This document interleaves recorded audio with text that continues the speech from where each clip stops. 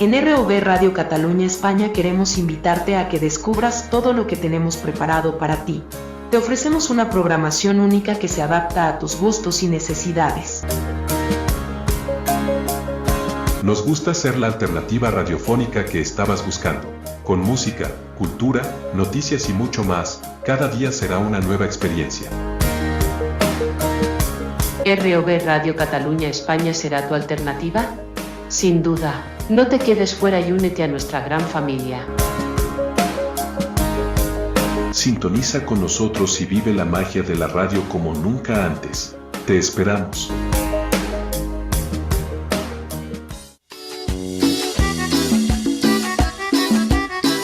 ROV Radio Cataluña España es más que una simple entidad de radio.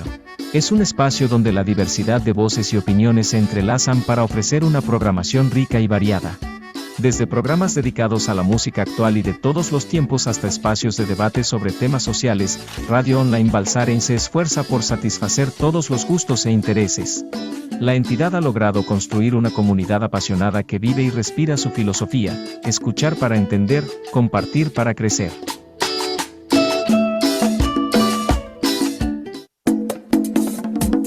Viendo acontecer la vida y pasará lo mejor posible.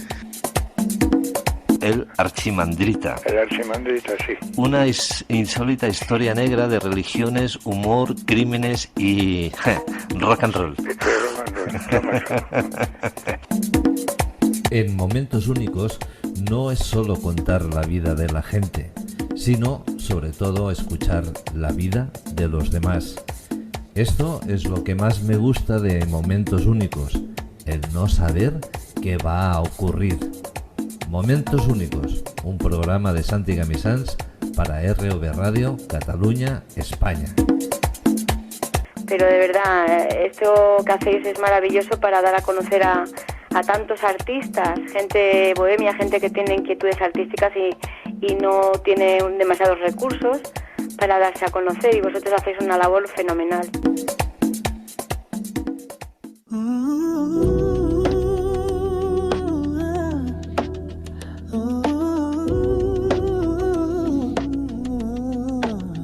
En Momentos Únicos, la voz de Santi Gamisans. Muy buenas tardes, ¿qué tal? ¿Cómo estáis todas, todos? ¿Bien? ¿Sí? Y yo que me alegro. Bueno, pues ya estamos otra vez en ROV Radio Cataluña España. Hoy vamos a full, como se dice. Aquí vamos, pero que nos las pelamos, No veáis cómo trabajamos hoy en ROV Radio. Comenzábamos esta mañana con la doctora Judith Serra y su Entre Médico y Familias. Y vamos a terminar el día pues con este Momentos Únicos. Atención, porque hoy tenemos toda una estrella de la literatura, Mucha atención. ¿Quién nos habla? Santi Gamisans. Y quien nos da la bienvenida y quien nos va a pedir por favor que nos abráis las puertas de vuestros domicilios y nos permitáis entrar y ser parte de uno más de vosotros.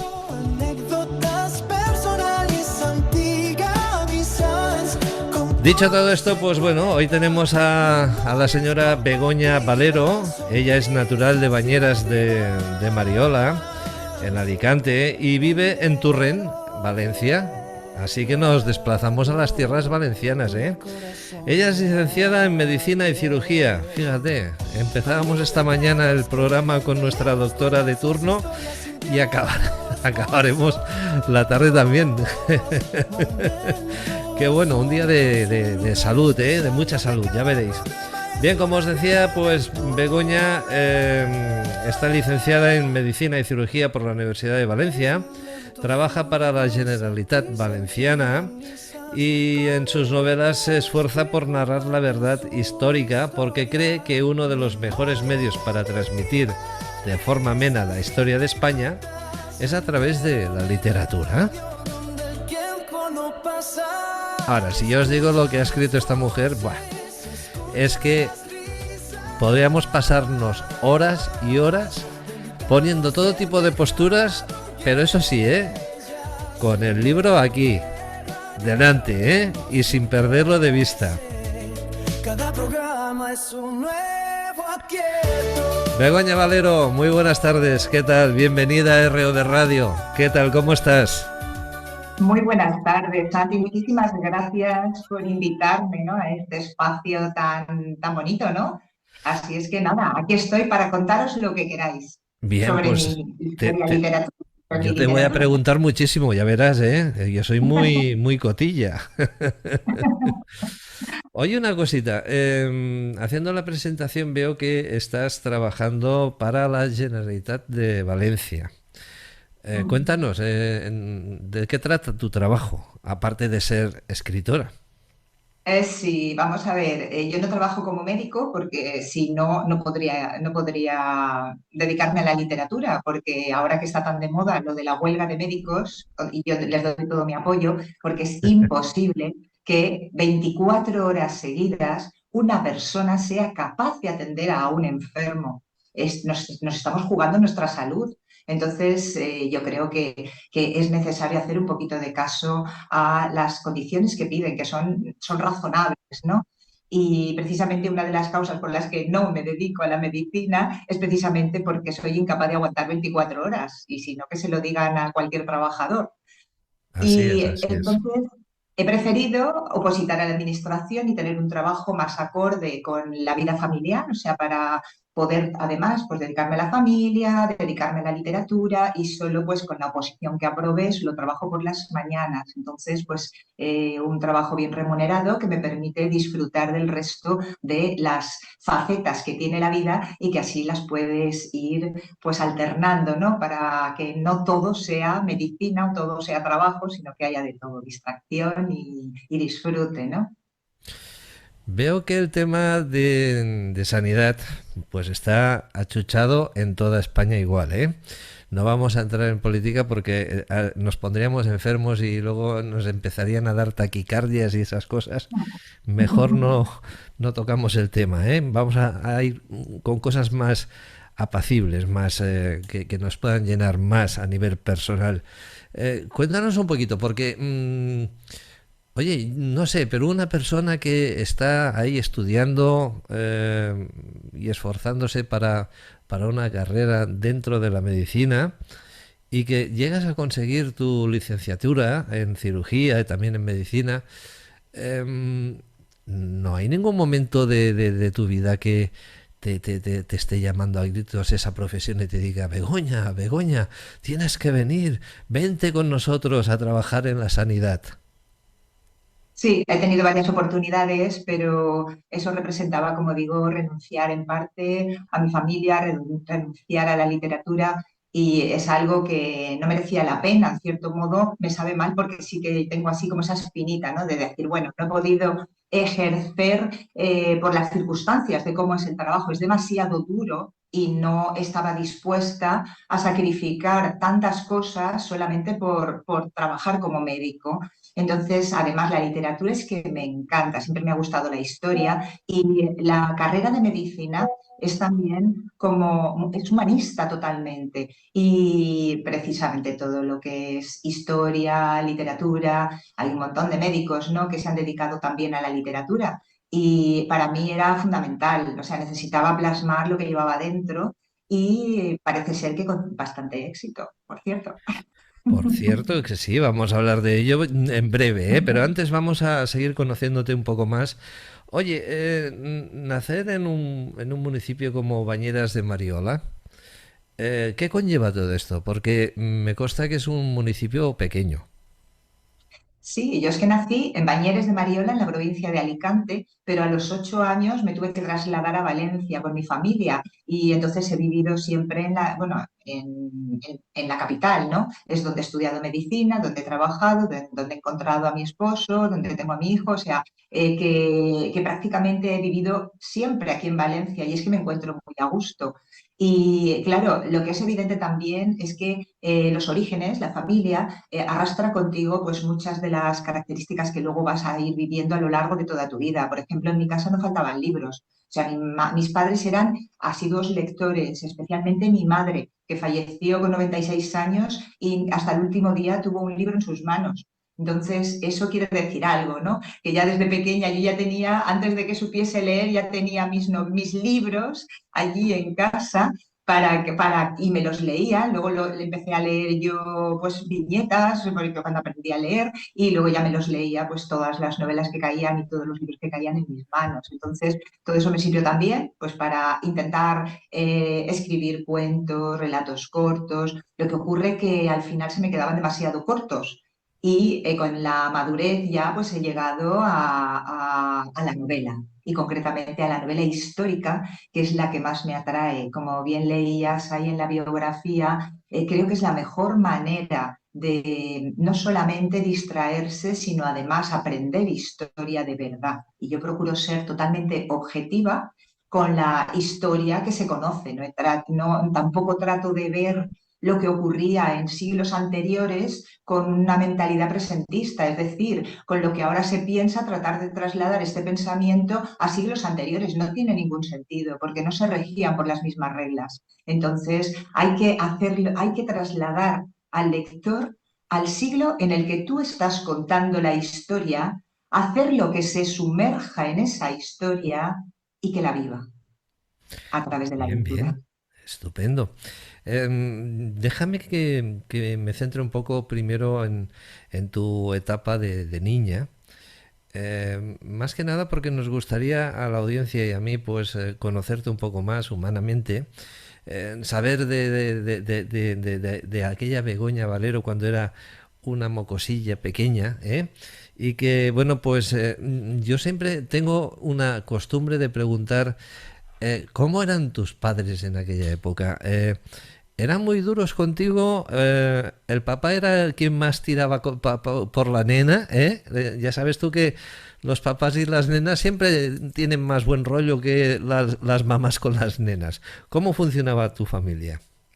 Bueno, también eran momentos duros porque en aquella época pues no había todos los beneficios que tenemos actualmente. Entonces eran momentos duros y eran rígidos conmigo y yo asimilaba que no podía tenerlo todo. Entonces ahora es que nace un niño prácticamente y los reyes es que lo llenan de regalos hasta que se asquean de tanto regalo. Eso no me ha llegado a ocurrir a mí. Yo he disfrutado de cada uno de los regalos que me traían los reyes y que podía pues jugar con ellos porque incluso a veces pues te decían, no los tropes para que te dure más el año que viene, ¿no? O algo así. Pero bueno, lo cierto es que mi infancia sí que fue feliz porque, claro, pues tienes amiguitos, amiguitas y en el colegio, pues la verdad es que iba muy bien. Entonces, nunca he tenido dificultades con los estudios. De hecho, pues estudié medicina totalmente becada. Pues las circunstancias me llevaron, como digo, a Valencia por tema laboral de mi padre. Y lo cierto es que siempre he vivido un ambiente muy familiar, pero sí que es verdad que controlando y siendo muy rígidos conmigo, yo creo que me ha servido bastante para mantenerme yo también sin alaracos, ¿no? O sea, una persona bastante centrada y que tampoco necesito mucho para vivir. O sea, disfruto de las pequeñas cosas que es lo que me dan felicidad. Y en este caso la literatura es una de esas cosas maravillosas de las que puedo disfrutar. ¿La literatura nos sirve para poder vivir de ella tranquilamente o es algo complementario, Begoña? Perdona que me ría, porque de la literatura no vive nadie. Viven cuatro, y esas cuatro personas, estoy hablando de cuatro que se pueden contar con los dedos de una mano, resulta que no solamente viven de publicar libros, porque sí que es verdad que les pueden otorgar un premio importante un determinado año, pero ese premio no dura siempre. prácticamente con la compra de una vivienda acabas de fundirlo. Entonces, lo que sí que suelen vivir pues son de conferencias, que se pagan bien, o incluso muchos viven haciendo artículos en los periódicos, ¿no? Y que, ya digo, algunos más o menos pueden vivir, pero yo vivo de mi trabajo y lo que hago es disfrutar de la literatura, a pesar de que estoy ganando dinero, porque son muchas las ventas, he tenido premios y tal, pero no es mi interés ni ganar premios ni vender mucho, sino disfrutar con lo que hago y simplemente ir a firmar libros al Corte Inglés que estuve el viernes y hablar con los lectores, con las lectoras que se acercan y comunicarles la ilusión y transmitirles esa ilusión que yo he tenido al escribir esta novela, es que realmente les llega y eso es lo que a mí me gusta. Luego vienen algunos y me dicen, ay, tengo la novela, me la tienes que dedicar, a ver qué otro día vengo, tal, o te encuentro. Y bueno, pues en la Feria del Libro de Valencia seguro que puedo hablar con todos y firmarles el libro, porque al vivir en Valencia no tengo ningún inconveniente en asistir varios días a las casetas. Hay algo que quiero comentar y es que Begoña, pues ha escrito mucho, ¿eh? Es que es, como decimos aquí en Cataluña, es un culo inquieto, ¿eh? Es de no para, ¿eh? De estar aquí, venga, va. Y digo esto porque, bueno, pues mira cómo son las cosas, ¿no? Empezaba, no sé, si voy bien con el orden cronológico, en todo caso ya me rectificarás tú, ¿eh? Empezaba con el trabajo de los libros, editado por Denes en el 2012. Luego apareció La Casa del Compás de Oro, por la editorial Grijalbo, en el 2017. Un testigo llamado Cervantes, que lo tenemos por aquí, ¿eh? Aquí lo tenemos. Este es de Editorial Sargantana, editado en el 2024, su 9ª edición, pero cuidado, ¿eh? Mira, ahí está. Pero cuidado porque estamos hablando de la 9ª edición. Siempre se editó por Sargantana el que estábamos hablando ahora, un testigo llamado Cervantes, Begoña. Sí, el primer libro, bueno, como has comentado, el trabajo de los libros en Denes era una editorial valenciana y Sí. pequeñita y pues la verdad es que era sobre la vida de Gutenberg. Y en 2012 pues apareció, era la primera vez que me publicaban y yo estaba pues muy contenta, la verdad es que lo disfruté muchísimo, pero ya el colmo llegó con La Casa del Compás de Oro, porque Grijalbo pertenece a Penguin Random House. Entonces, que Penguin Random House quisiera editarme una novela, pues fue impresionante. Entonces, me fue muy bien. Lo que ocurre es que luego, cuando escribí, La Casa del Compás de Oro trataba del impresor de Felipe II, del rey de Sí. España, también en el siglo XVI, y trataba pues era una especie de radiografía por la vida del impresor de Europa en el siglo XVI, con las guerras de religión y la guerra de Francia. Pero es que cuando escribí un testigo llamado Cervantes, resulta que la mitad de la novela se desarrolla en Valencia. Y Ujú. pensé que podía ser extraordinario que fuese una editorial importante, y en este caso es el grupo editorial Sargantana, que tiene 9 sellos editoriales y que es el grupo más importante de la Comunidad Valenciana, quien editara mi novela, porque creía que iba a tener mucha aceptación, no solamente en toda España, porque estamos hablando de Cervantes, nuestro escritor más universal, y a cualquiera le puede gustar la historia, pero concretamente es que había un caso, en media novela, porque tenemos dos partes en la novela y una de ellas era totalmente inédita, porque hasta 2016 no se encontró en el archivo del Reino de Valencia una firma de Cervantes. Y esa firma era su testimonio en un juicio por un asunto criminal en Valencia cuando acababa de ser rescatado de Argel. Y era su testimonio en el juicio.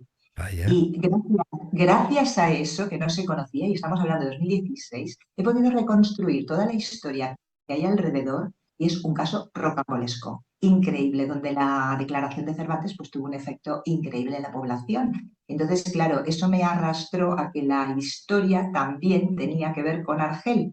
Y entonces, pues la otra mitad de la novela son los 5 años que Cervantes estuvo cautivo en Argel. Entonces, pues eso ha sido estupendo y gracias también porque Grijalbo es una editorial importantísima de Penguin Random House, pero el contacto directo, el tener aquí la editorial, que haga lo que haga, siempre está dispuesta a llevar libros a un sitio, a hacer otra cosa. Vamos, yo creo que ha sido el todo para que la novela, además de gustar, evidentemente, porque ya lleva 9 ediciones, que esté en todas partes. Entonces, Claro, ha sido muy bonito, ¿no? Poder compartir esta experiencia con claro una que sí. editorial. Claro que sí. Bien, esta última novela de la que estamos hablando ahora, Un testigo llamado Cervantes, ha sido galardonada. En concreto fue el 2025, con el Premio de la Crítica Literaria Valenciana en su modalidad de narrativa. Además del Premio Odilo 2024 a la mejor autora de novela histórica. Oye, que vas recogiendo muchos premios tú, ¿eh? A lo tonto, vaya.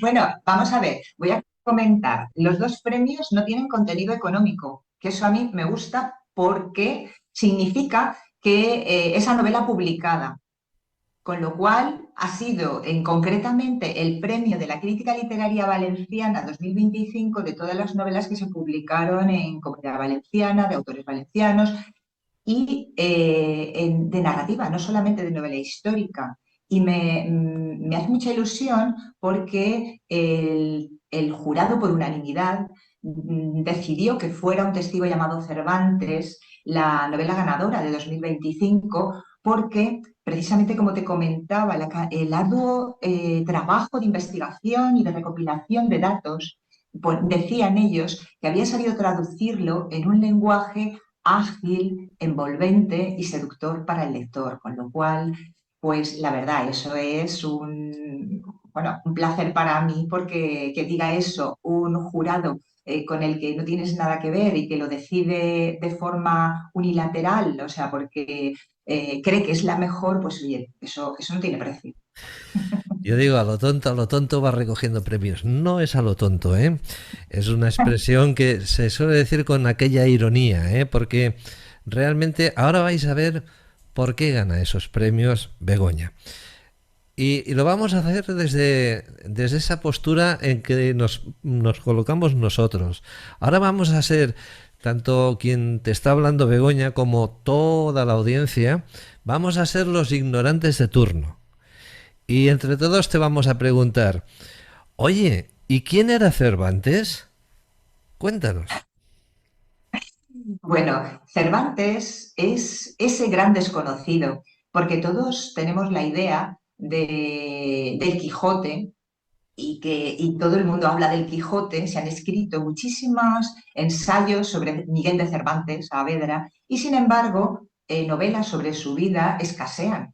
Entonces yo creía que era necesario contar cómo era realmente ese Cervantes, pero no el Cervantes que todos imaginamos, mayor, joven, achacoso, escribiendo el Quijote, no. Quería que el lector conociese al Cervantes, soldado de los tercios, joven, desafiante, que en 1571, con 24 años, participa en la batalla de Lepanto y acaba siendo herido en la mano y en el pecho. Todo eso también le hago un pequeño guiño en la novela, que precisamente la portada es de Augusto Ferrer Dalmau, Cervantes en Lepanto, y cuento exactamente lo que ocurrió para que el lector vaya entrando un poquito en situación.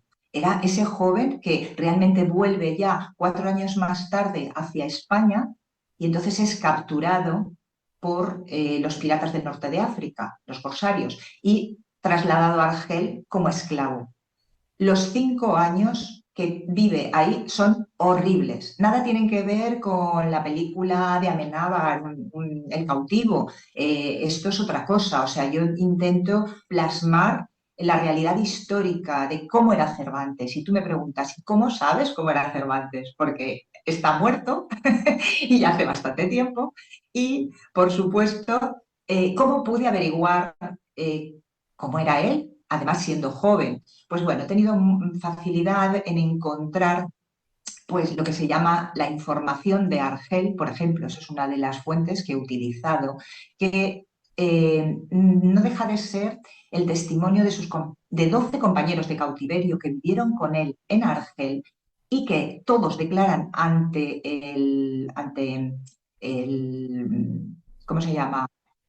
Vamos a ver, declaran ante los frailes que van a rescatarlos, ante el notario de los frailes que van a rescatarlos, que Cervantes se había comportado bien en Argel, porque si no, al regresar la Inquisición, pues se encargaba de ellos, o sea, de los que se habían pues convertido al Islam o habían hecho cosas que no correspondían. Entonces, todo eso lo he estudiado bien a fondo y lo que me llamaba la atención concretamente era que todos decían aproximadamente lo mismo de Cervantes. 12 personas que convivieron con él, o sea, no estamos hablando de personas del siglo XXI, sino de personas del siglo XVI, de finales del XVI que convivieron con él.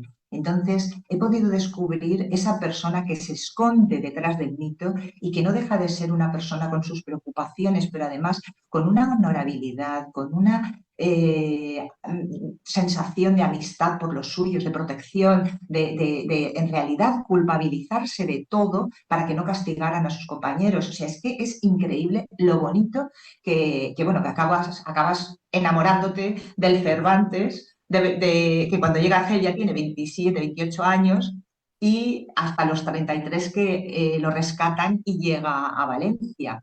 Y entonces pues ocurre todo lo que contaba antes de la declaración como testigo en el juicio por una muerte y bueno, ello es increíble, es lo que ocurre en Valencia también.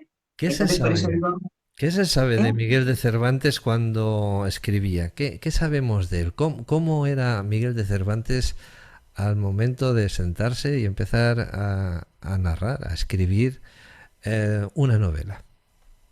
Bueno, es difícil también saber exactamente en cada momento lo que escribió. Por ejemplo, pues sabemos que pues estuvo preso en varias ocasiones y que incluso pues en la cárcel pudo empezar a escribir diferentes obras, ¿no? Pues no sé, en Sevilla, en Valladolid, y es que por desgracia fue acabando en cárceles sin corresponderle porque no había cometido ningún delito. Pero bueno, así es como funcionaba la justicia en aquella época y entonces pues se tenía que adaptar a las Era circunstancias. afortunado, era Entonces, afortunado, pues, pobre hombre. madre mía, la verdad es que tuvo una vida bastante dura y tuvo que Sí, sí. ganarse el sueldo, pero bien. Entonces, bueno, diferentes etapas creativas, pues desde luego quizá la dureza, yo estoy segura, mira, primero, si no lo hubiesen capturado los corsarios berberiscos del norte de África, él hubiera llegado a España y como llevaba una serie de recomendaciones, tanto del duque de Sesa como del hermano de Felipe II, ¿no? De don Juan de Austria, para ser capitán, pues probablemente le hubiese ocurrido como a su hermano, que acabó en Flandes luchando, le hubieran hecho capitán por los méritos que le otorgaban, ¿no? Esas recomendaciones, y pues hubiera muerto como su hermano, que le ocurrió a su hermano Rodrigo en Flandes. Entonces nos hubiéramos quedado sin Cervantes, o sea, sin el Quijote y sin ninguna de sus obras. Por lo tanto, en cierto modo fue un perjuicio para él, para nosotros fue una bendición, porque podemos disfrutar de sus obras en esta época, después de tantos siglos, y ver la grandeza, ¿no? de su literatura. Te voy a hacer una pregunta que te doy solo 4 minutos para que me la respondas. Se trata de la historia de España, de la historia mundial, da igual. Cuando hablamos de la historia, hay momentos de la vida que yo, que soy muy desconfiado, y como yo hay muchos, pensamos que hay gente que se dedica a reescribir la historia. Y llega un momento que ya no sabemos cuál es la verdadera, si la que están contando ahora o la que estaban contando hace 50 años atrás o 150 años atrás. ¿Cómo podemos, Begoña, cómo podemos descubrir realmente cuál es la genuina historia de España? Bueno, pues en cierto modo yo pertenezco a la Asociación Escritores con la Historia, donde hay un nutrido número de grandes escritores de novela histórica que precisamente se fundó esa asociación con la finalidad de dar a conocer la historia a través de la literatura, pero como yo decía, la historia objetiva, la que realmente se valora, no porque ahora se quiera cambiar en el momento actual o hace 50 años, sino como en el caso de un testigo llamado Cervantes, yo estoy basándome en los datos que se conocen del siglo XVI. Es decir, que los testimonios que yo he consultado son testimonios del siglo XVI y en el siglo XVI mintieron, eso yo no lo puedo saber. Es igual que hablando de romanos. No podemos saber lo que pasó, pero tenemos ahí las crónicas que eso sí que se ve reflejado. Entonces, yo utilizando la información de la época, puedo permitirme imaginar qué es lo que ocurrió. Entonces, eso es yo, por ejemplo, pues a través de, como digo, la Asociación de Escritores con la Historia, donde está, pues, no sé, Isabel San Sebastián, Antonio Pérez Henares, Santiago Posteguillo, Luz Gabás, bueno, es que hay muchísimos escritores de novela histórica fantásticos que nadie se va a equivocar si lee cualquiera de las novelas de estos autores, porque sí que son fieles a la historia que se conoce en el siglo en concreto del que se trata, porque tratamos, como digo, de documentarnos fielmente a lo de entonces, no lo que ahora se quiere trasladar y cambiar la historia utilizándola por unos partidos y por otros. La historia es la historia y no se puede cambiar la conquista de América, en la que ahora parece que haya que dar perdón cuando todo el mundo, vamos a ver, hemos sido quizá los más tontos porque nos han caído todo, nos ha llovido todo encima, cuando resulta que no ha habido ninguna otra nación, ni los ingleses ni los franceses, que no hayan colonizado, y nosotros convertíamos el territorio en el que accedíamos de nuevo en un virreinato, es decir, una prolongación de lo que ocurría aquí en España. Que habían abusos, claro, y aquí en España también. O sea, no es que sea una novedad, abusos ha habido siempre, pero nunca se les ha tratado a las personas donde dominaban el Imperio Español, se les ha tratado directamente de una forma excesivamente distinta a cómo se les trataba en España. Que haya habido abusos, como digo, como en todas partes, pero eso es lo bonito de España. ¿Qué es lo que las primeras universidades en América, dónde están? No están en América del Norte, están en América del Sur. ¿Por qué? Porque los españoles fueron quienes las fundaron. Y la educación, todo absolutamente, además el mestizaje no se ha producido jamás. Donde hay un inglés que se haya mezclado con un hindú en la vida? O sea, mientras que aquí... Fíjate, una de las universidades de México se construyó pues antes que la Universidad de Harvard, ¿no? O sea, fíjate, y la construyeron los españoles que estaban allí, ¿eh? O sea que, vaya, estamos hablando Por eso hay que conocer de verdad la historia, porque se está transformando por los políticos, me da igual de un lado o del otro del mar. O sea, se está transformando para beneficiarse políticamente, y eso es lo que no se debe de consentir. De ahí que se intente ser totalmente objetiva con lo que se cuenta, con lo que se sabe de la época. Y ya digo que es verdad, pero vamos a ver, incluso en México, pues imaginaros los sacrificios que hacían humanos antes de que llegaran los españoles, que los suprimieron, y de eso nunca se habla. Parece que todos eran, yo qué sé, todos eran buenísimos, buenísimos, buenísimos, todos eran santos. De todas formas, ya digo, hay muchísimo que hablar y no da tiempo suficiente para poder contrarrestar todas las opiniones negativas que se han generado y que no tienen sentido. Solo hay que realmente trasladarse varios siglos atrás y leer la historia, que es lo importante para conocer, porque si no conoces tu historia, puedes repetir los mismos errores que ya se cometieron. Entonces, de ahí que yo intente, en cierto modo, dentro de mis posibilidades, pues cualquier novela que escribo, intento trasladar... Permíteme, Begoña, permíteme que se nos acaba el tiempo. Hacemos un pequeño parón y volvemos en breve. No os vayáis, quedaros ahí, por favor. Hasta ahora. ROV Radio Cataluña España es más que una simple entidad de radio. Es un espacio donde la diversidad de voces y opiniones se entrelazan para ofrecer una programación rica y variada. Desde programas dedicados a la música actual y de todos los tiempos hasta espacios de debate sobre temas sociales, Radio Online Balsaren se esfuerza por satisfacer todos los gustos e intereses. La entidad ha logrado construir una comunidad apasionada que vive y respira su filosofía: escuchar para entender, compartir para crecer.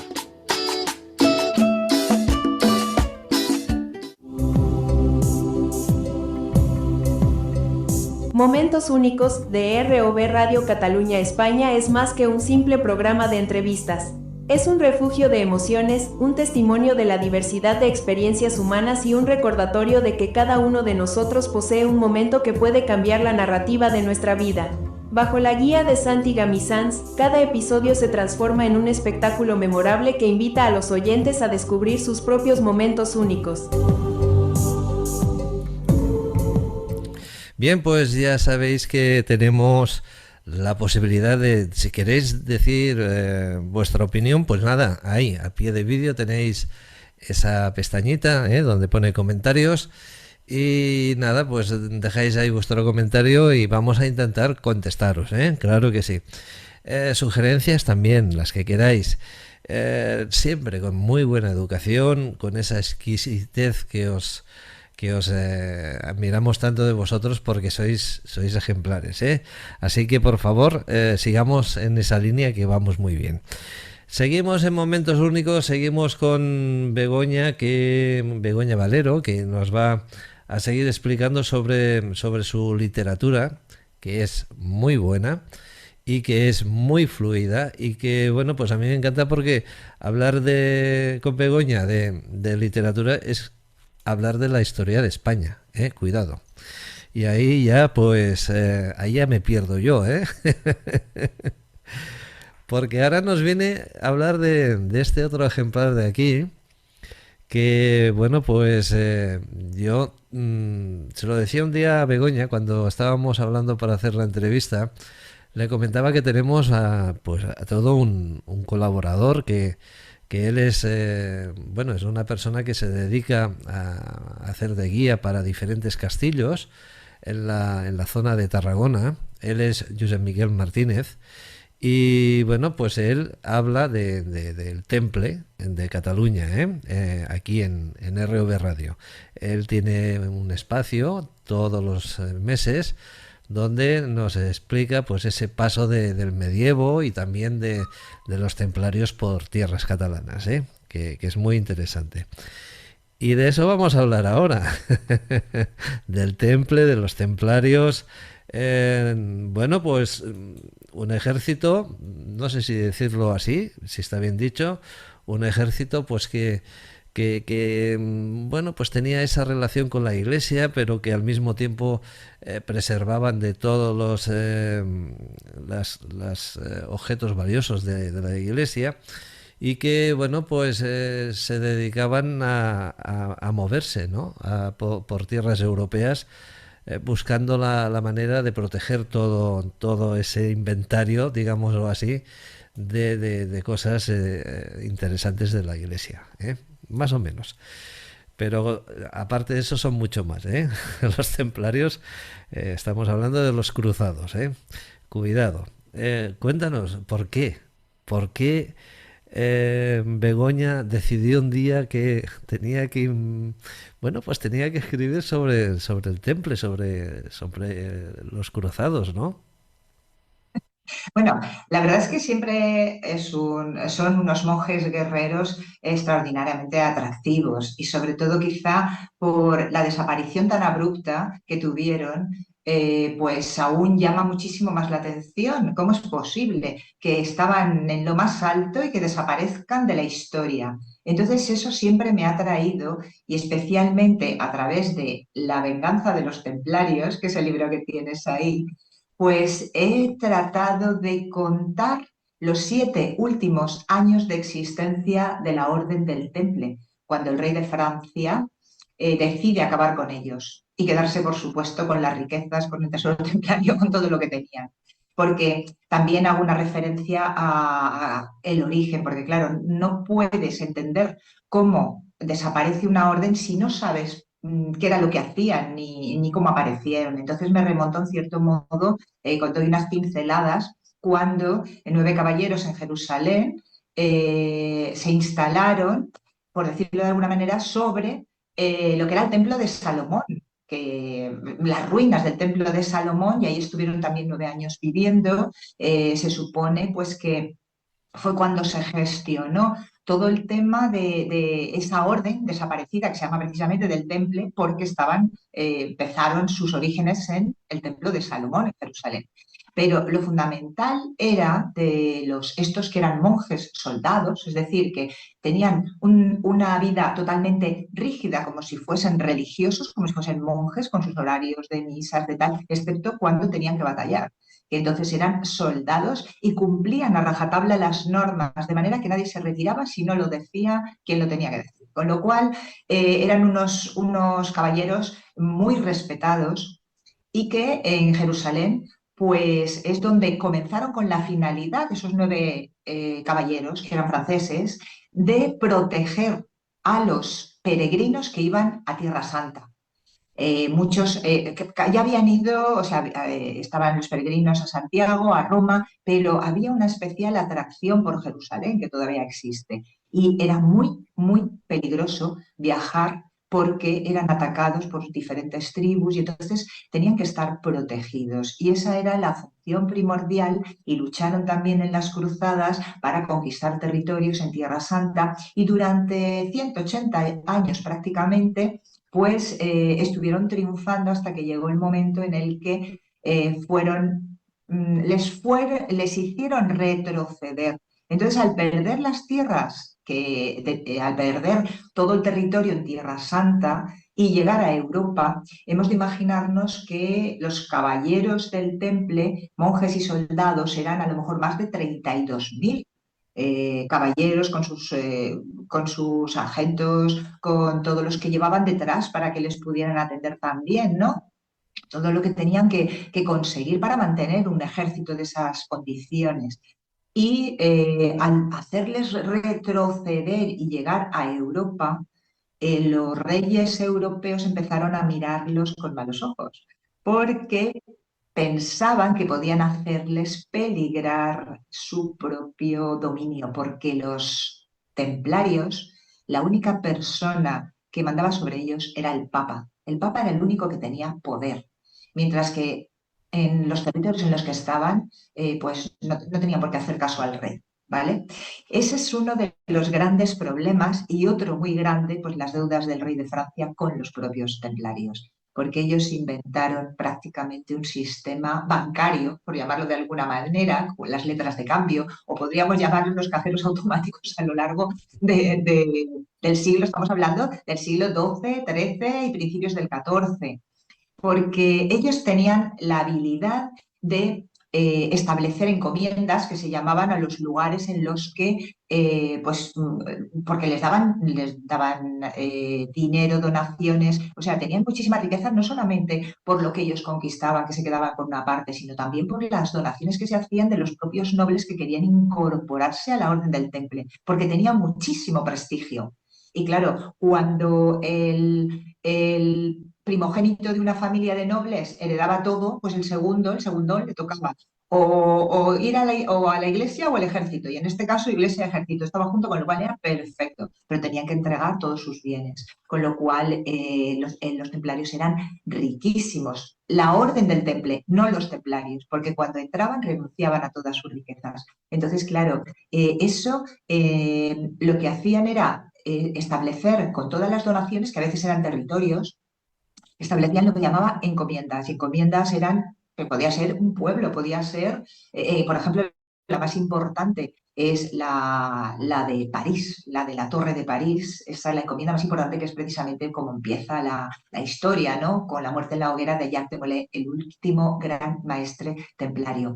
Y lo que hacían, que era lo que estaba comentando respecto a las encomiendas, era que cuando algún peregrino quería ir a Tierra Santa, aquí en Europa podía pasar por cualquier encomienda y dejar todo su dinero, todo su tesoro. Y ellos le hacían una especie de papelito con signos, con símbolos que nadie entendía y que era como eso, una especie de letra de cambio, pero que nadie sabía lo que ponía, salvo los templarios. Por supuesto, el dueño que sabía el dinero que había dejado en la encomienda. Y por donde iba pasando, a lo largo de todo el camino hasta Jerusalén, iba entrando en las encomiendas templarias y sacando el dinero que necesitaba. Eso tenía la ventaja de que aunque lo asaltaran, jamás le podrían quitar, salvo lo que llevaba encima, que no era nada prácticamente, porque las riquezas las iba pudiendo obtener en cada una de las encomiendas que atravesaba por el territorio de Tierra Santa. Entonces, por eso digo que se hicieron riquísimos, eran muy apreciados, pero llega el declive, el momento clave. Y me parecía importantísimo el destacar el motivo por el cual fueron de esa forma, torturados y perseguidos. Y yo juego en esta novela, La venganza de los templarios, además, con persecuciones, con muertes, asesinatos, y traslado la acción también a los reinos peninsulares, lo que es el reino de Castilla y a la corona de Aragón. Concretamente en el reino de Valencia, pues todo el maestrazgo castellonense, porque esta novela también tiene el galardón Letras del Mediterráneo y precisamente porque parte se tenía que desarrollar en Castellón. Y ahí en Cuya, concretamente, es donde pues hay una serie de circunstancias, porque jugó también con los mitos y leyendas templarios, con el tesoro templario. Entonces es una especie de thriller histórico que arrastra al lector de principio a fin. Y necesitaba escribir sobre los templarios porque, ya digo, llevaban ahí como... Incluso vi algún reportaje en la pandemia y tal, y es que la verdad es que siempre te queda, de todo lo que ves, de todo lo que lees, de todo lo que oyes, siempre te queda una especie de pozo que en un momento determinado pues aparece y te da lugar pues, a la novela como La venganza de los templarios. Una pregunta, ¿quién era Miguel y su hermana Lidón? Bueno, son dos personajes de ficción que utilizo en mi novela precisamente para contar esta historia, porque me parecía muy bonito y sobre todo una cosa muy importante. Son dos personajes hermanos, gemelos, que tienen, cuando empieza la acción, en 1307, en 1314 porque empieza por la muerte de Jacques de Molay, pero tienen entre 1307 y 1314 pasan de los 13 a los 20 años. Es decir, son dos personas jóvenes, un varón y una mujer. Personas muy jóvenes. ¿Y por qué lo he hecho? Pues en principio porque novelas como esta, que a mí en el grosor es importante porque es como dos en una, la de Cervantes, la de un testigo llamado Cervantes, normalmente, y todas las novelas históricas, generalmente las lee gente más mayor. O sea, gente de 15 años no suele, porque no te digo que no la haya leído gente de 15 años y le ha gustado, pero son buenos lectores. Sin embargo, a la gente joven, muy joven, les gusta o la novela romántica o la de fantasía. Entonces, yo aquí lo comparo, aunque es todo lo que se cuenta sobre los 7 últimos años de existencia de la Orden del Temple, está todo basado en la historia y es totalmente objetiva, es decir, que es verdad lo que pasó, lo que yo estoy contando. Pero, sin embargo, podría ser, para el que no sabe nada de historia, pues un Juego de Tronos, por ejemplo, porque tan duro o más fue el dichoso Felipe IV, el Hermoso de Francia, que menudo elemento. Entonces, yo creo que era una novela que tenía también que servir para que los jóvenes se introduzcan en la historia y puedan aprovechar una historia como esta, en la que juego con mitos y leyendas, que no deja de ser fantasía. Y claro, así introduzco en la lectura a jóvenes y de hecho estoy contenta porque ya tengo feedback de algunos jóvenes que lo han leído y que les ha gustado mucho. Digo, bueno, a ver si así por lo menos se introducen, porque además cuando terminan saben exactamente quiénes eran los templarios, qué es lo que hicieron, cómo aparecieron y por qué desaparecieron. Entonces es una especie de, no sé, de darles a los templarios el lugar que les toca en la historia. Y que los jóvenes, igual que los adultos, porque no es una novela para jóvenes, es una novela para cualquier edad, puedan disfrutar de la historia, vivirla y además aprender. Un testigo llamado Cervantes, una historia que no podéis dejar de tener y que yo os aconsejo de que ya mismo empecéis a buscarla porque Van por la novena y yo creo que la van a terminar ya pronto, ¿eh? Así que mucha atención y no dejéis de buscarla, por favor. Y luego tenemos pues esta que a mí también me apasiona mucho, que es la venganza de los templarios, ¿eh? Editada también por Sargantana en el 2025 y que ha sido distinguida con el galardón Letras del Mediterráneo 2024 en la modalidad de novela histórica, ¿eh? Así que solo diremos aquello de que en 1307 el rey Felipe IV de Francia conspira para destruir a la poderosa Orden del Temple y apropiarse de sus incalculables riquezas.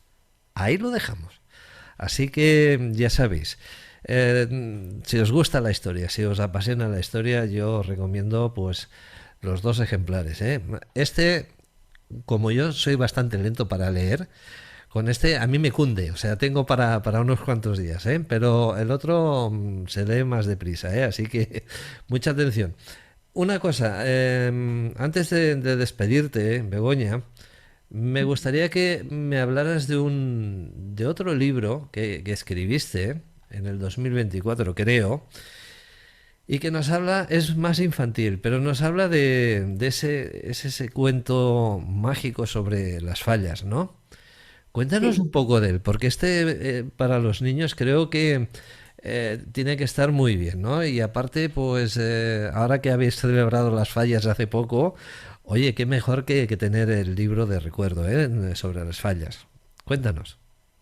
Sí, pues mira, un cuento mágico sobre las fallas lo que representa es la tradicional fiesta valenciana a través de los ninots, que son los personajes representados dentro del monumento. Entonces, un joven carpintero, con sus escasas posibilidades, consigue construir una falla, pero esa falla no sabe por qué atrae a la gente y despierta su interés. Y es que en realidad tiene magia, porque los personajes no es que se muevan o se desplacen, sino que son capaces de pensar y de hablar, o sea, transmitir el pensamiento entre los diferentes niños de la falla para demostrar su satisfacción o su disconformidad con el personaje que les ha correspondido representar en la falla. No deja de ser el equivalente al mundo real para que los niños puedan ver a través de ese mundo los defectos humanos y puedan ver también las virtudes. Entonces juego con esos valores universales de los niños para crearles esa especie de necesidad de saber esa historia cómo evoluciona, porque es muy emotiva, y que al mismo tiempo que les entretiene, pues aprendan y pueda conmoverles. Entonces, además, tengo que decir que estuve esperando 2 o 3 años para publicarlo, también con Sargantana. Precisamente es que en 2 años son tres libros, es que es increíble. Y lo bonito es que encontré al ilustrador Martín Forés, que es un crack. Era la primera vez que sí que es verdad que se introducía en las ilustraciones para un cuento, pero sin embargo, él tiene muchísimos premios, ha pintado no sé cuantísimos murales, es, vamos, el número uno. Y luego además trabaja muchas veces en los murales con Paco Roca, que es el Premio Nacional de Cómic que se lo dieron por... Y bueno, que es también, y ha colaborado en la contraportada donde habla recomendando pues que leáis el cuento, porque es una historia preciosa sobre las fallas, y ya digo, perfectamente, maravillosamente ilustrada, y que no deja a nadie indiferente, porque, ¿sabes? Es para niños de hasta 99 años. Vaya. ¿Vale? Y no me he equivocado. Es decir, lo puede leer tanto un niño como un adulto, porque cada uno va a ir viendo diferentes niveles de profundidad en cuanto a la información, a lo que transmite esa historia. Bien, yo quería hacerte una pregunta antes de finalizar la entrevista sobre las fallas y sobre los infantes, sobre los niños. ¿Cómo viven los niños? Ya sabemos que los adultos las fallas las vivís muy bien, ¿eh? Se os nota, estáis pletóricos cuando llegan esas fechas, ¿eh? de San José. pero nunca he tenido la ocasión de ver cómo la viven los niños. ¿Cómo son los niños cuando llegan esas fiestas? Pues los niños disfrutan muchísimo porque aparte, aunque no sean falleros directamente, pero están en contacto pues con la pólvora, con los petardos, con la música, con la ofrenda, o sea, diferentes actos muy emotivos. Y luego, por supuesto, el monumento, que es fundamental. Entonces, cada uno en su barrio, aunque no sea fallero, disfruta de la falla que tiene cerca, porque son tantas y además no solamente en el centro de Valencia, sino en localidades de los alrededores. Aquí en Torrent, por ejemplo, pues también hay muchísimas fallas. Entonces siempre tienes alguna cerca donde hay verbenas, donde hay una forma muy bonita pues de disfrutar de esta fiesta tan entrañable que la verdad da pena, ¿no? Cuando se queman, pero sabes que no pasa nada. Es como el ave fénix que renace de sus cenizas porque al año siguiente tendremos otra igual o más bonita que la de este año. Por lo tanto, eso juego también en mi cuento mágico sobre las fallas, en eso, en el quemar los malos deseos para que el próximo año, pues a ver si conseguimos mejorar, ¿no?, nuestro comportamiento con los demás también, o sea, porque no solamente transmite lo que es el mundo real, sino el estar conforme con cada uno, con lo que somos, sin tener envidia del resto. O sea, y poder ayudar a los que tenemos alrededor, incluso a través pues, del reciclaje, de diferentes cosas. Entonces, este cuento, como digo, reúne todas esas condiciones de la fiesta fallera y la verdad es que estoy muy contenta. Como realmente no vivo, como hemos dicho, de la literatura, pues puedo permitirme el lujo de estar todo el tiempo que quiera con una novela, aunque haya ciertas presiones a lo mejor para publicar, pero puedo estar todo el tiempo que quiera disfrutando y perfeccionando cada una de las novelas que escribo. Y eso es lo que a mí me gusta, me da vida y no quiero cambiarlo. Supón por un momento, y es la última pregunta, ahora ya sí, supón que, no sé, que te ofrecemos o te ofrece alguien una varita mágica. Y con esa varita mágica le podrías pedir lo que tú quisieras y habría un gran mago que te lo concedería. ¿Tú qué le pedirías a ese mago con esa varita? Pues que absolutamente todas las personas, y sobre todo las más jóvenes, leyeran libros. Ya no digo ni siquiera mi libro, sino libros. ¿Por qué? Porque tenemos un problema y es el móvil. Estamos acostumbrándonos a que el cerebro no se centre en algo concreto. Alguien entra en el móvil, empieza a buscar y al cabo de un momento has visto tantas cosas que no sabes lo que buscabas. Entonces, eso es peligroso porque a lo largo del tiempo va a provocar un deterioro orgánico a nivel cerebral que va a impedir las diferentes conexiones. Nos vamos a volver tontos. Entonces, el leer un libro significa aislarte completamente de todo lo que te rodea, de imaginar una historia y saber continuarla y mantener en la memoria esa historia. Todo eso te obliga a madurar, a perfeccionarte y a que tu cerebro siga funcionando. Seguro, y no creo que llegue mucho tiempo, no tarde mucho tiempo, en que en los colegios se obligue a leer como asignatura obligatoria.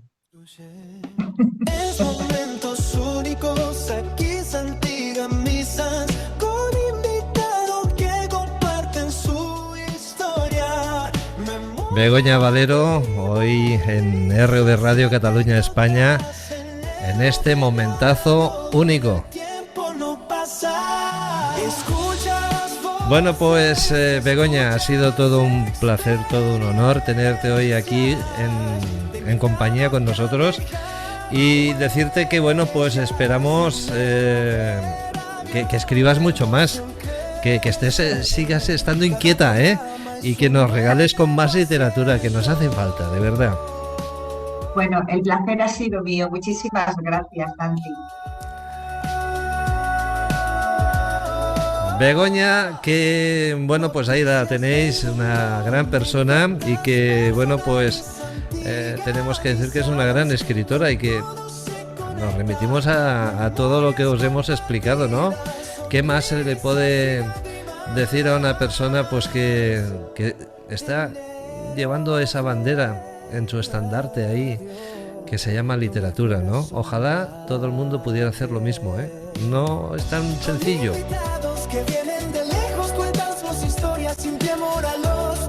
Begoña, pues muy agradecido y esperamos muy pronto volver a entrevistarte. Para mí sería todo un honor, volver a hacerlo. Así que cuídate mucho i una forta abraçada per tota València.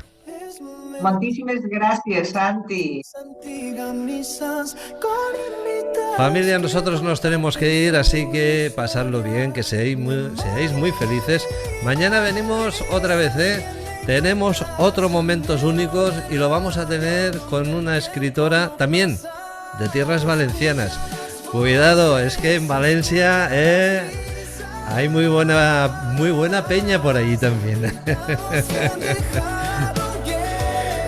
Y nosotros orgullosos de saber que en toda España hay grandes personas como lo son ellas, Así que pasadlo muy bien, que seáis muy felices. ¿Quién os ha hablado? Santi Gamisans. Mañana a las 10 con otro programa. Que Dios os bendiga. Chao. Viendo acontecer la vida y pasará lo mejor posible. El Archimandrita. El Archimandrita, sí. Una insólita historia negra de religiones, humor, crímenes y rock and roll. En Momentos Únicos no es solo contar la vida de la gente, sino sobre todo escuchar la vida de los demás. Esto es lo que más me gusta de Momentos Únicos, el no saber qué va a ocurrir. Momentos Únicos, un programa de Santi Gamisans para RV Radio, Cataluña, España. Pero de verdad, esto que hacéis es maravilloso para dar a conocer a tantos artistas, gente bohemia, gente que tiene inquietudes artísticas y no tiene demasiados recursos para darse a conocer, y vosotros hacéis una labor fenomenal.